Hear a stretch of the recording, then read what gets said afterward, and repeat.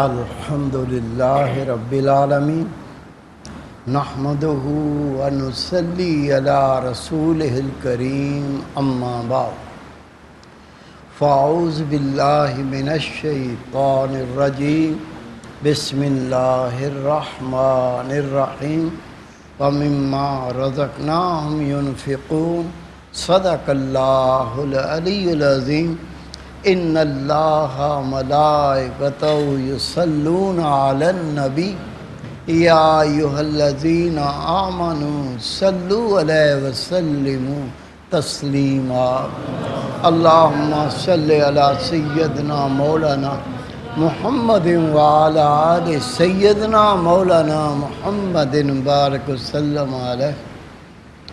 میرے عزیز دوستو، واجہ احترام بزرگوں، انتہائی پیارے بیٹوں، میری پیاری ماں، بہنوں، بیٹیوں، عاجز ناچیز پر تقصیر گناہگار بندے نے آپ کے سامنے اللہ تعالیٰ کے پاک کلام میں سے قصہ تلاوت کرنے کا شرف حاصل کیا۔ رب العزت سے دعا ہے وہ پاک ذات عاجز کو صحیح مفہوم بیان کرنے کی، آپ سب کو سننے کی، ہم سب کو اس پر عمل کرنے کی توفیق عطا فرمائے۔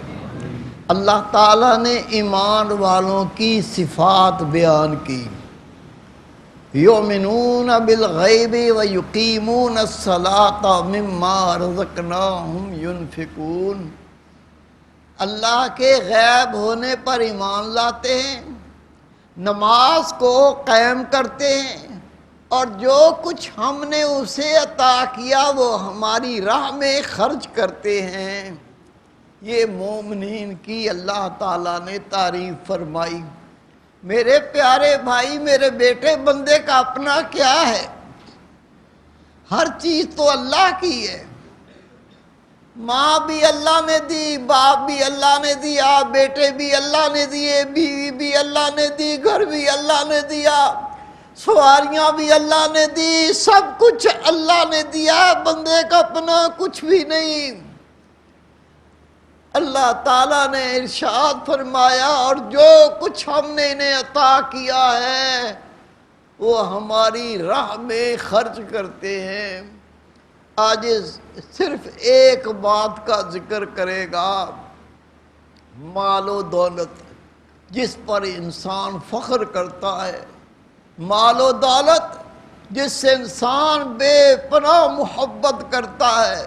یہ مال و دولت قتل بھی کرا دیتے ہیں، رشتے بھی توڑوا دیتے ہیں۔ یہ مال و دولت اس کا اپنا نہیں ہے، اسے اللہ نے عطا کیا ہے۔ اور رب فرماتا ہے، اے مومن، جو کچھ میں نے تمہیں عطا کیا، مومن کی صفت یہ ہے وہ میری راہ میں خرچ کرتے ہیں۔ میرے بھائی، میرے بیٹے، رسول پاک صلی اللہ علیہ وسلم کا ارشاد مبارک ہے، سخی اللہ سے قریب اور دوزخ سے دور ہوتا ہے۔ جس بندہ مومن کو دوزخ سے نجات مل گئی، خدا پاک کی قسم، اس سے بڑا خوش نصیب کوئی نہیں۔ نبی پاک صلی اللہ علیہ وسلم تشریف فرما تھے، جبریل امین علیہ السلام آئے۔ نبی پاک نے دیکھا تو جبریل امین علیہ السلام کی آنکھوں سے آنسو ٹپک رہے ہیں۔ نبی پاک نے پوچھا، جبریل امین، میں تیری آنکھوں میں آنسو دیکھتا ہوں۔ عرض کی، یا رسول اللہ صلی اللہ علیہ وسلم، صرف میں نہیں، اللہ کا کوئی فرشتہ ایسا نہیں، جب سے اللہ تعالیٰ نے جہنم کو پیدا کیا ہے اس کی آنکھوں سے آنسو خشک نہیں ہوئے۔ جہنم کے خوف سے، دوزخ کے خوف سے، وہ اللہ کی معصوم مخلوق، اللہ کے فرشتے، اللہ کے ملائکہ، ان کے سردار کہتے ہیں، یا رسول اللہ، جب سے اللہ نے دوزخ کو پیدا کیا ہے کوئی ایک فرشتہ نہیں ہے جس کی آنکھوں میں آنسو نہ ہوں۔ وہ کس قدر بخت والا ہوگا جس کے بارے میں نبی پاک فرمائے سخی اللہ کے قریب ہوتا ہے، جہنم سے دور ہوتا ہے۔ رسول پاک صلی اللہ علیہ وسلم کا فرمان ہے اللہ کو دو صفتیں سب سے زیادہ محبوب ہیں۔ عرض کی یا رسول اللہ صلی اللہ علیہ وسلم ہمارے ماں باپ قربان ہو جائیں، وہ دو صفات کیا ہیں جو اللہ تعالیٰ کو سب سے زیادہ محبوب ہیں؟ رسول پاک نے فرمایا پہلی سخاوت اور دوسرا خوش خلقی، اچھا اخلاق۔ اگر کوئی ہم سے سوال کر لے ہمارے تن بدن میں آگ لگ جاتی ہے، 10 باتیں سنائیں گے، تیرے ہاتھ ٹوٹے ہوئے ہیں، جا جا کے کما، جا کے کھا، جا مزدوری کر۔ میرے بھائی میرے بیٹے، دنیا میں پتہ نہیں کیا کیا مجبوریاں ہیں۔ اگر کوئی اللہ کے نام پہ سوال کرتا ہے تو اس کو اللہ کے نام پہ دے، باتیں نہ سنا، اس کو ذلیل نہ کر۔ اگر نہیں ہے تو اللہ کے نام سے ہی معافی مانگ لے، نہ جھڑک، کہیں ایسا نہ ہو خدا تجھے ہی اسی مرض میں مبتلا کر دے اور تو بھیک مانگے لوگ تجھے رسوا ذلیل کرتے پھریں۔ میرے بھائی میرے بیٹے، رسول پاک صلی اللہ علیہ وسلم تشریف فرما ہے، نبی پاک نے فرمایا اے میرے پیارے صحابہ، میری امت کی ایک کثرت نماز روزے سے نہیں، سخاوت کی وجہ سے جنت میں داخل کی جائے گی۔ کوئی یہ خیال نہ کرے کہ میں نماز پڑھوں نہ پڑھوں، میں روزے رکھوں نہ رکھوں، میں تو صدقہ خیرات بہت کرتا ہوں۔ یہ نفلی نماز اور نفلی روزوں کے بارے میں حکم ہے۔ جو نماز فرض ہے وہ نہیں چھوٹتی، نفلی نماز پڑھ نہ پڑھ، پڑھے گا تو اجر پائے گا، نہیں پڑھے گا تو کوئی گرفت نہیں۔ یہ فرضی روزوں کے بارے میں نہیں ہے، فرضی روزے تو رکھنے ہیں، نفلی روزے رکھ یا نہ رکھ اس پہ کوئی گرفت نہیں۔ نبی پاک صلی اللہ علیہ وسلم نے فرمایا میری امت کی کثرت نماز روزوں سے نہیں، یعنی زیادہ وہ نفلی نمازیں نہیں پڑھیں گے، وہ نفلی روزے نہیں رکھیں گے، بلکہ وہ صدقہ خیرات سخاوت کی وجہ سے اللہ ان کو جنت میں داخل فرمائے گا۔ میرے بھائی میرے بیٹے، ابھی میں نے آپ سے ذکر کیا ابوالحسن خرقانی رحمت اللہ علیہ، آپ زمانے کے مجدد ہیں۔ آپ فرماتے کچھ لوگ ایسے ہیں ان کے منہ سے نکلے لفظ اور عرش کے درمیان کوئی رکاوٹ نہیں ہوتی، جب وہ اللہ سے کہہ دیتے اللہ ان کا کہنا قبول کر لیتا ہے۔ آپ سے پوچھا حضرت وہ کون سے نفوس ہیں جن کے منہ سے نکلے ہوئے سوال اللہ رد نہیں کرتا؟ آپ نے فرمایا سب سے پہلے سخی، اللہ کو سخی اتنا محبوب ہے، وہ اللہ کے سامنے جو فریاد کرتا ہے اس فریاد میں عرش تک کوئی رکاوٹ نہیں، اللہ اس کو قبول کر لیتا ہے۔ دوسرا آپ نے فرمایا غازی جس نے اللہ کے نام پہ جہاد کیا اور زندہ لوٹ آیا، اللہ کو یہ بندہ اتنا محبوب ہے، اس کے منہ کا سوال اللہ اس کو رد نہیں کرتا، براہ راست عرش تک پہنچتا ہے۔ پھر آپ نے فرمایا لوگو تیسرا بیوہ جس کا شوہر مر جائے، وہ بے آسرا ہو جائے، اس کے سر کی چھت چھن جائے، اس کا کوئی پرسان حال نہ ہو، یہ بیوہ اتنی مظلوم ہے۔ آپ فرماتے اس کے منہ سے نکلی آہ عرش تک جاتی ہے، اس میں کوئی رکاوٹ نہیں، کبھی بھی ان سے کبھی بد دعا نہ لو۔ پھر آپ فرماتے لوگوں، متقی پرہیزگار بندہ یا اللہ کی بندی جو اللہ سے ڈرتے ہیں، اللہ کی اطاعت کرتے ہیں، اللہ کا ذکر کرتے ہیں، جو گناہ سے بچتے ہیں، یہ پرہیزگار مرد عورت اللہ کو اتنے محبوب ہے، اللہ ان سے اتنا پیار کرتا ہے، یہ اللہ سے جب کوئی فریاد کرتے ہیں اس کی فریاد میں کوئی رکاوٹ نہیں ہوتی، اللہ اس کو قبول کر لیتا ہے۔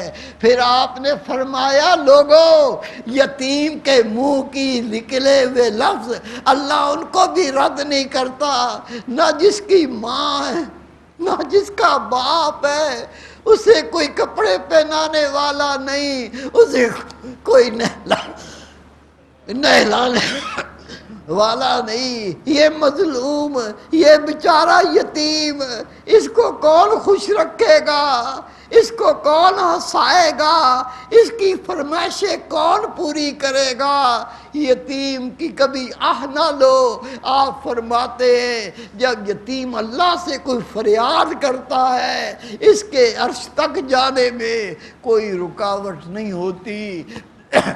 پھر آپ فرماتے لوگوں، وہ جو غمگین شخص ہے، پریشان ہے، اس کے بھی منہ کی بد دعا کبھی نہ لو، اللہ تعالیٰ اس کی پریشانی کے صدقے اس کے گناہ معاف کر رہا ہوتا ہے۔